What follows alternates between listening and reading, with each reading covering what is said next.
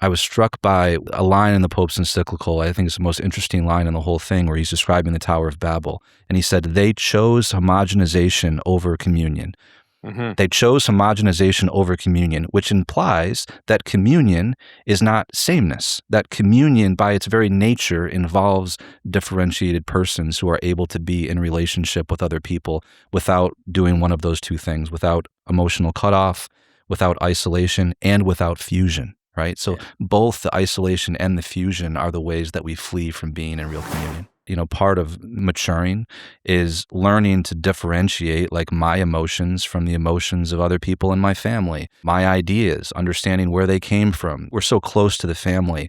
We don't understand like how deeply we absorb these things without really stopping to ask, where do I end and where does another person in my family begin? And if we leave our family at the age of 18 with a really undifferentiated sense of ourselves, if we never learned how to disambiguate our emotions and ideas from the other people in our family, we'll take this pseudo-self, this undifferentiated self, out into the world, and we will constantly be adapting ourselves to fit into the various communities that will have us or that appeal to something that we need. Bowen says that the reason that we do not develop a solid sense of self, that we remain pseudo-selves within the family, is because we want to preserve the kind of emotional equilibrium of the family. We do things to just keep the level of anxiety as low as possible. And when that we deeply internalize that, we will never actually say the thing that we need to say,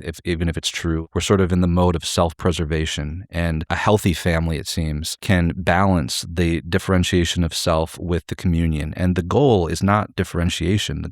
The goal is like, it's beautiful to be able to be in communion with other people as differentiated persons who are capable of being in communion, because the opposite of that is just like a false pseudo community.